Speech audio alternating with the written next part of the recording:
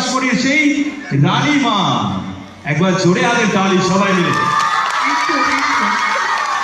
আমি একটা জিনিস আপনাদের সামনে একটুখানি শেয়ার করতে চাই, সেটা হচ্ছে কদিন ধরে খুব কনফিউশন তৈরি হয়েছিল, মিসআন্ডারস্ট্যান্ডিং বলবো না, একটু কনফিউশনই তৈরি হয়েছিল, সেটা আমি একটুখানি ক্লিয়ার করে দিতে চাই। আসার সময় প্রচুর লোকজন আমাকে ধরেছে আমি একটি কোনো স্পেসিফিক ধারাবাহিকে আসার কথা বলা হয়েছে কদিন আগে, এবং সেটি যে ধারাবাহিকটি এখন চলছে আমাকে অনেকে জিজ্ঞাসা করছেন আমি কি ধারাবাহিকে আবার ব্যাক করছি। হ্যাঁ, আমার কথা ছিল সেই ধারাবাহিকে, আমার তাদের সাথেও কথাবার্তা হয়েছিল, তো ফাইনালি সেটা হয়ে ওঠেনি। হোপফুলি যদি আমার ডেটটা আমি ম্যানেজ করতে পারি আমার ছবি সিরিজ সব কিছুর সাথে, কারণ যে কাজটাই করি সেটাই মন দিয়ে করার চেষ্টা করি, তো সবটা যদি ম্যানেজ করতে পারি হোপফুলি খুব শিগগিরই আবার কোনো একটা চ্যানেলে কোনো একটা ধারাবাহিকে আপনাদের সাথে দেখা হবে। তাছাড়াও আমি কিন্তু শুধু ধারাবাহিকের মধ্যে নেই, আমি জানি না আপনারা কারা কারা আমার সিরিজ দেখেছেন এখানে, ওই আগে আছে অনেকেই আছে। ও আচ্ছা, পুচকেরা সবার আগে তোমরা কোন সিরিজ দেখেছো গো? আমার কোনটা? ডাকঘর।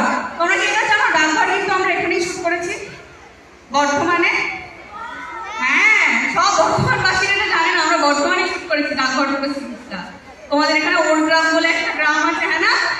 আর জামাইপাড়া আছে না এখানে? হ্যাঁ, তো ইয়েস, আমরা ডাকঘর, যে ডাকঘরটা তোমরা দেখেছো ওটা তোমাদের এখানেই তৈরি করা হয়েছিল।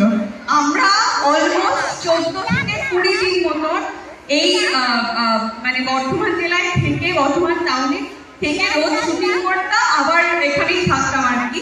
এই শহরটাতে কিন্তু আমাদের খুব যাতায়াত, মানে মাঝে মধ্যেই আমি এখানে আসি। আমি একটু আগেই বলছিলাম যে লাস্ট 2 বছর ধরে এখানে আমার আসার কথা ছিল, আমি এসে উঠতে পারিনি, তবে আমি শুনেছিলাম এখানকার মানুষজন ভীষণ ভালো। তার অলরেডি আমি তার অনেক কিছুই দেখেছি, তার প্রত্যক্ষ প্রমাণ পেয়েছি যখন আমরা শুট করছিলাম।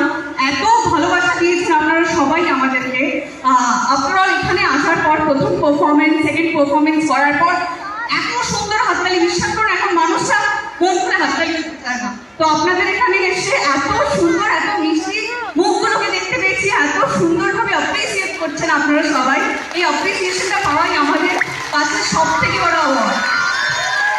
Thank you so much. এই অ্যাপ্রিসিয়েশনটার জন্যই আমরা রোজ দিন রাত খেতে অনেক চেষ্টা করি যাতে আপনাদেরকে এন্টারটেইন করতে পারি, তো সেটা সার্থক হয় যখন আপনাদের মুখ থেকে হাসিগুলো আমরা দেখতে পাই।